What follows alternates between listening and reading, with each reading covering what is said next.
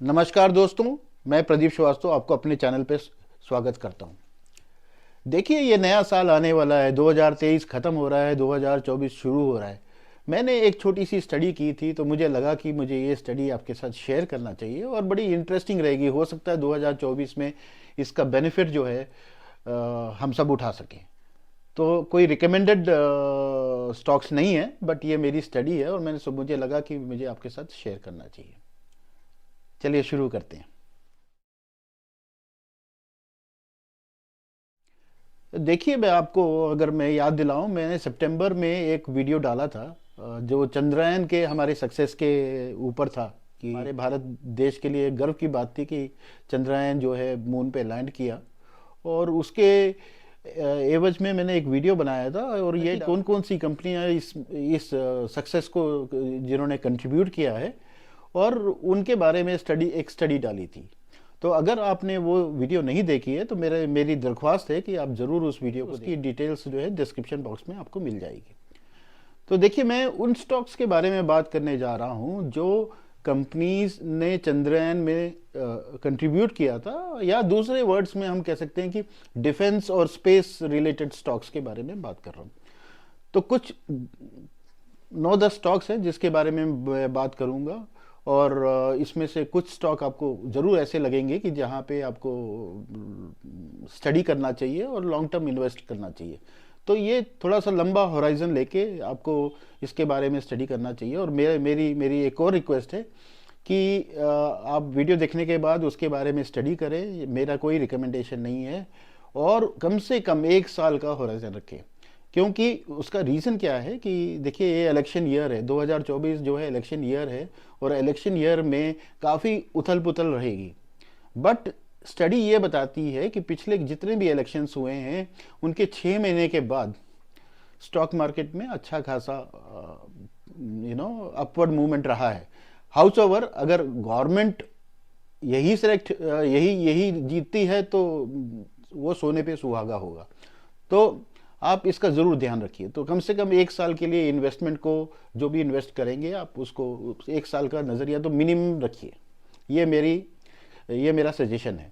चलिए शुरू करते हैं। तो पहला स्टॉक जो है वो है एल एन टी।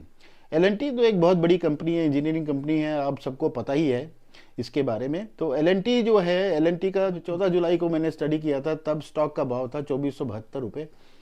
अभी 20 दिसंबर को इसका भाव था 3462 रुपये। So which means there was a growth of 24%। So can you imagine कि जुलाई से लेकर दिसंबर तक 3-4 महीने में इसकी ग्रोथ जो है लेस देन 5 मंथ्स में जो है 25% के आसपास हुई। राइट। दूसरा स्टॉक जो इंपॉर्टेंट स्टॉक है जिसने चंद्रयान में कंट्रीब्यूट किया, जिस कंपनी ने, उसका नाम है Hindustan aeronautics limited. Hindustan aeronautics limited इतनी इंपॉर्टेंट कंपनी है कि ये रिलेटेड सारी चीज़ें बनाती है, मैन्युफैक्चर करती है। और आज की डेट में आई एम श्योर आप सबको पता होगा कि 6 कंट्रीज ने ऑलरेडी दे दिए हैं।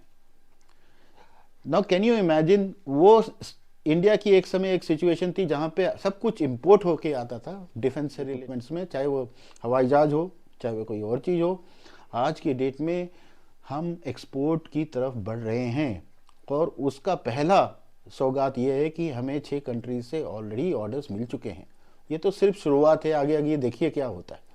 तो एच जो है इतनी इम्पोर्टेंट कंपनी है और ये बहुत पुरानी कंपनी है, आप सबको इसके बारे में पता होगा। 14 जुलाई को इसका स्टॉक था 3836 रुपये, 3836 था। 20 दिसंबर को 2700 रुपये था। इसमें थोड़ी सी ग्रोथ जो है डाउनवर्ड्स रही है, बट इसका मतलब यह है कि this is the right time to invest in this company. So देर ना करिए, इसको स्टडी करिए। अगर आपको अच्छा लगता है तो लॉन्ग टर्म के लिए इन्वेस्टमेंट करना एक बहुत अच्छी चीज़ रहेगी। चलिए के बारे में बात करते हैं। तीसरी कंपनी है पारस डिफेंस। पारस डिफेंस भी आजकल काफ़ी चर्चा में रहा है। पारस डिफेंस ने चंद्रयान में कंट्रीब्यूट किया है और ये भी एक अच्छी कंपनी है। इसके डिटेल में बारे में जानना तो प्लीज़ आप मेरा पहले वाला वीडियो जरूर देखिएगा। तो पारस डिफेंस का 14 जुलाई को जो प्राइस था वो 681 था। अभी 20 दिसंबर को 711 था, तो करीब 7% की ग्रोथ है। राइट। सो वो है एमटा टेक्नोलॉजीज। एमटा टेक्नोलॉजी बहुत सुर्खियों में रहा है और बहुत सारे जगह पे रिकमेंडेशन में रहा है। तो इसके बारे में इसके फंडामेंटल्स को स्टडी करिए, इसके टेक्निकल्स को स्टडी करिए, और इसके बारे में आपने जो निर्णय लेना है आप ले सकते हैं। 14 जुलाई को ये 20 दिसंबर को 2255 था, और इसमें करीब 21% की ग्रोथ हुई पिछले 3-4 महीनों में। तो 21% का ग्रोथ मतलब अगर रुपये लगाया होता तो आज की डेट में 3-4 महीने में 1,21,000 हो जाता। तो इतनी रिटर्न्स तो वी ऑल नो कि और कोई तरीके से नहीं मिलती। पांचवी कंपनी भी बहुत ही रिनाउंड कंपनी है, जिसके बारे में सबको पता है, और ये एक बहुत पुरानी गवर्नमेंट PSU है जिसका नाम है BHEL। सो BHEL भी बहुत इंपॉर्टेंट है, BEL भी बहुत इंपॉर्टेंट है, बट BHEL की बात कर रहा हूँ। BHEL जो है अभी 14 जुलाई को 92 प्राइस था, 20 दिसंबर को 176 था, which means the growth was more than 200%, nearly about 200%, it was most than double. So दुगनी ग्रोथ हो गई बस इतने 4-5 महीनों में। इनफैक्ट जब मैंने BEL का नाम लिया तो इसके बारे में बता दूं कि पिछले 2-3 दिन से ये बहुत सुर्खियों में रहा है, और इसके अगर टेक्निकल चार्ट्स को स्टडी तो इसमें जो ग्रोथ है वो स्टुपेंडस रहा है। तो I think you should do the study. So छठी कंपनी जो मैं आपसे बात करने जा रहा हूं उसका नाम है लिंडे, LINDE, लिंडे। सो ये 14 जुलाई को 49 का था, 20 दिसंबर को 5595 रुपए का था। इसमें भी ग्रोथ जो है अबाउट 129% है। मतलब अगर इसकी ग्रोथ देखें तो मतलब it's a very good growth, right. इस कंपनी ने भी चंद्रयान में काफ़ी अहम भूमिका निभाई है। इसके बारे में ज़रूर पढ़िए और समझने की कोशिश करिए कि इसका फ्यूचर क्या है। आई एम श्योर आपको कुछ जब आप इसको पढ़ेंगे तो आपको समझ में आएगा कि ये सब हमारे लिए फ्यूचर इन्वेस्टमेंट्स हो सकते हैं। नेक्स्ट कंपनी है सेंटम इलेक्ट्रॉनिक्स। सेंटम इलेक्ट्रॉनिक्स जो है इसने भी चंद्रयान में कंट्रीब्यूट किया था। 14 जुलाई को 1400 रुपये का, 20 दिसंबर को 1381 रुपये का था। तो इसका ग्रोथ जो है समाउ नहीं रहा, बट कंपनी अच्छी है, इसके बारे में स्टडी करिए। और ये सारे डिफेंस और स्पेस से रिलेटेड स्टॉक्स हैं। इसके बारे में हमें जानना आज की डेट में ज़रूरी है। इसके बाद आइए दूसरी कंपनी, वालचंद नैगर।